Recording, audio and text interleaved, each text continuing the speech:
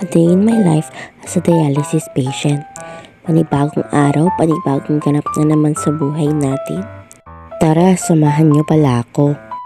Araw pala ng linggo. Samahan niyo pala ako sa ganap ko ngayon sa birthday.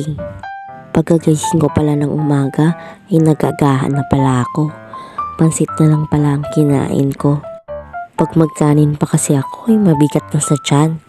Masarap talagang pansit, lalo na't pagluto ng nanay ko. After ko palang kumain ay lumabas na ako ng bahay. Aalis na daw kami. Sobrang aga pa nito, siguro mga alas 8 ng umaga. At eto, papunta na nga kami. Pupunta pala kami sa Amor Beach, located at Bolong, Zamboanga City. Mga ilang minuto lang palang biniyahe namin. Malapit lang kasi ang Bolong sa amin eh. Higit kalahating oras ang biniyahe namin ay nakarating na pala kami.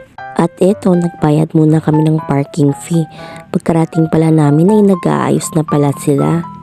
Sila pala ang magkikater sa birthday ng auntie ko. At eto pala ang kanilang beach. In fairness, maganda siya. Malinis din.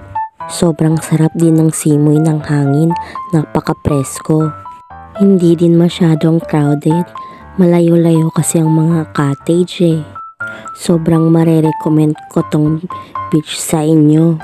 Pagkatapos pala nun ay dumating na pala ang kanyang anak. Ang kanyang anak na pala ang nag-makeup sa kanya, nag-ayos. Napaka-professional talaga to ng pinsan ko. Hindi nagtagal ay dumating na din ang chikiting namin sa bahay. At hindi rin nagtagal ay mga auntie ko na galing sa city. At eto na pala yung mga role namin dito. May naglalaro ng ML, may nagiinuman, at may nagchichikahan. Medyo gutom na ako sa part na to, kaya eto, bumili na lang ako ng chichirya.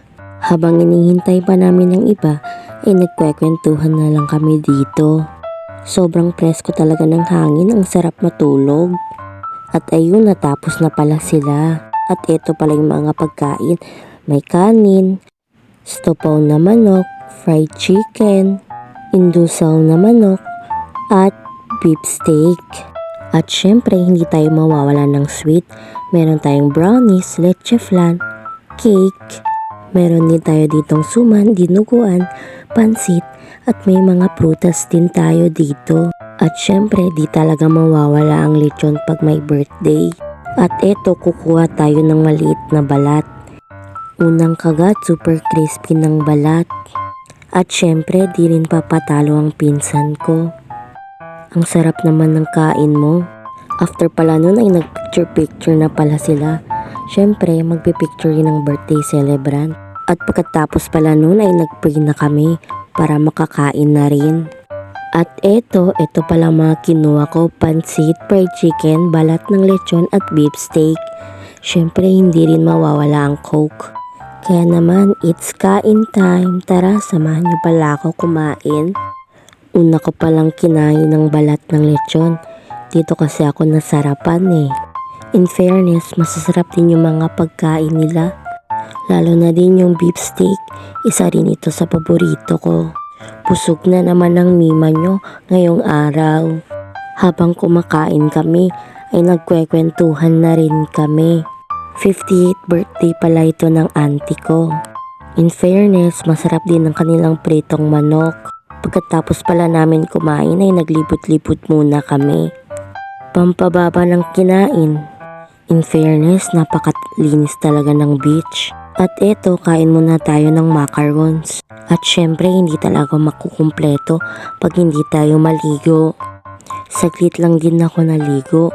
Matataas kasi yung mga alon. Syempre, naligo din ang pamangkin ko. Napaka-cute niya lang tingnan. After ng ilang oras ay tapos na pala akong maligo. Kaya bumili muna ako ng ice cream. Ito na pala yung tubig ngayon, sobrang taas na. After pala nun ay umuwi na kami.